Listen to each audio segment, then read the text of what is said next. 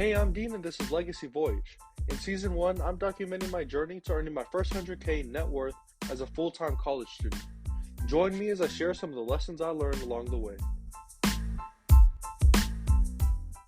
On Saturday, we had a 5-hour drive to Iowa. We had a rugby game. We got smacked. We got absolutely destroyed. But something I did do was I was reading Elon Musk, his biography, and Atomic Habits. So first, I want to share a little of what I learned from Elon, from his life. I haven't finished it yet, but in the pages that I did read, it was a lot, man. He's been through a lot of things. I don't envy him at all, because his family life, it seems so terrible. I mean, he's been with like 3 different women and has a whole bunch of kids. He's been through some things. Like, one of the interesting parts that stood out is that his teachers, when he was super little, they thought he was retarded. They went to his parents and they said, "We have reason to believe your son Elon Musk is retarded." That's why. I mean, he does have Asperger's, but from what I understand of it and from what they were explaining in the book, all it means is that he's not really socially aware, like, he can't really understand or perceive other people's emotions. But Elon, he also has this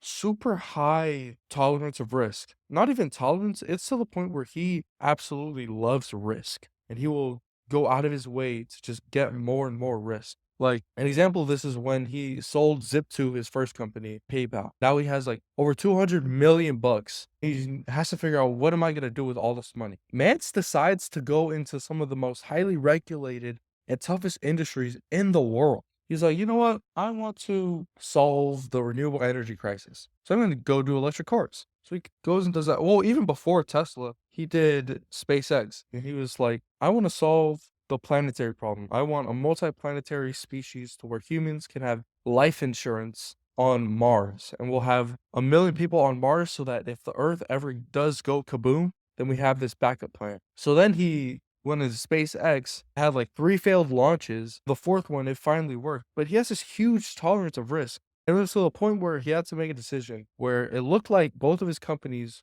were going to die. And these companies, he describes it as children. It's like he's ran out of money. He has to make a decision. He only has this a little bit of cash left, a little bit in terms of in context of ginormous companies, but he has only this limited amount of money that he can spend. The analogy he said was, it was like having 2 kids, only having enough food to feed one of them. And if you feed one of them, then that one child has a way higher chance of surviving, of living. But if you split it between the both of them, then they both have a chance, but it's extremely low. He said, "You know what? I'm just gonna put it into both of them." So that's what he did. Through that, he was able to make it work, which is wild. And it comes back to a couple of key things that I learned from him. One of the first things I learned is he loves to think from first principles. What does that mean? I don't fully understand it yet. It's a physics thing from what I know. And from first principles means, I have this water bottle right here. How much does this water bottle cost? Well, thinking from first principles, what materials go into this water bottle? How much do those materials cost? And can I get it low enough to where I can create this water bottle from first principles?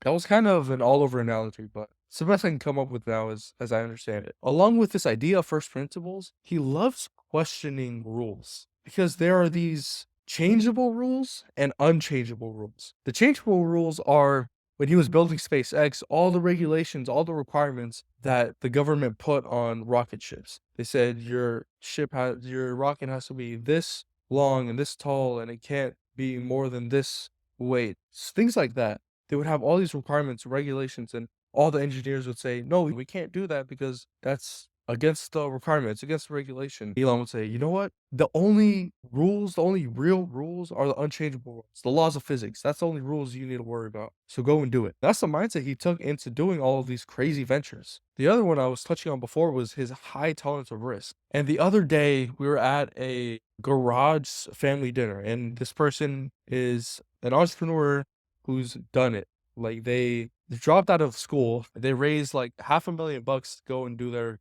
startup full time. So he comes in, he's telling his story. He says that, especially as a college student, you need to adjust your risk profile, because realistically, worst case scenario of doing a startup in college at Northwestern, you graduate with a Northwestern degree and you have this valuable experience under your belt that most students will never even know, will never even dream of, because there's so much value in being a student entrepreneur. And that really resonated with me because I've always been about that. Like right now, because I'm so young, I can play offensive. I can place so much risk into what I'm doing now because I'm so young. And it's one of the things that people may look at it as a downside or something that might hold you back as a disadvantage, but I see it as a total advantage. I can use this thing and say, you know what? I'm going to use it to take me further, to push me harder. This is what I can do to win the game and have a better chance at playing it. Now, there are a lot more takeaways that I'll probably share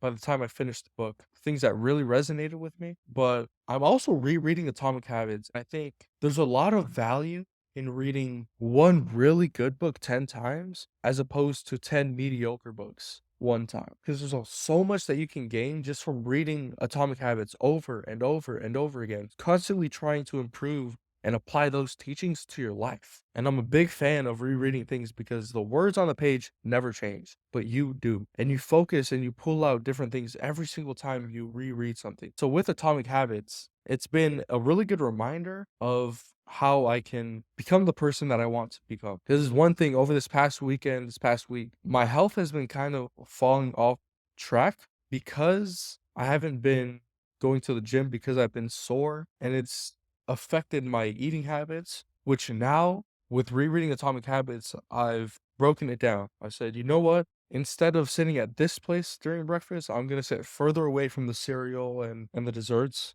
So that way it would be harder for me to go and have those things. And before I eat, I'm going to start tracking not exactly the calories, but the reason why I'm eating this thing. And then I'm also going to make sure to track how hungry I feel. Because a lot of the times we don't eat because we're hungry. At least for me, a lot of the times I don't eat because I'm hungry. I eat because I'm stressed or I'm overwhelmed or I'm just sad or a whole bunch of other reasons, which create this huge spiral effect, this flywheel of my health falling off the chain. But one of the things that really stuck out this reading through is the idea of position versus direction. Now, a key example of this is if I'm super rich, I have all this money, but I'm going in the direction of spending more than I earn, then over the long run, I will be broke. And the opposite of that is if I'm in a position of being broke, but I'm going in the direction of earning more than I spend, then over the long run, I will be wealthy, I'll be rich. And this applies to health, it applies to all the things. And another way of thinking about this is your results are a lagging measure of your habits.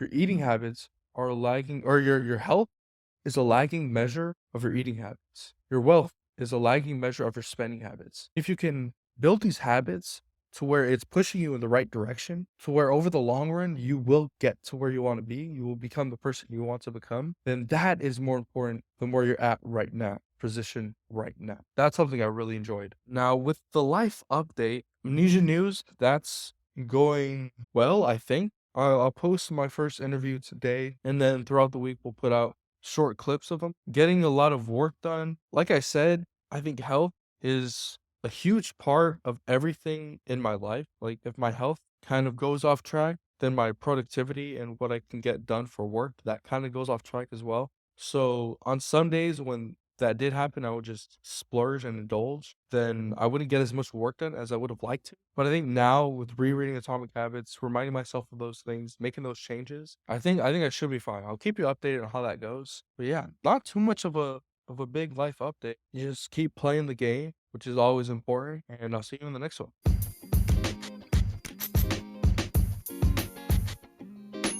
I record these episodes completely free to share success with everyone. So the only thing I ask is that if you learned anything or found something interesting in this episode, just leave a review and share it with a friend. Only takes 5 seconds and it would mean the world. Thanks, and I'll see you in the next episode. Tatok see you.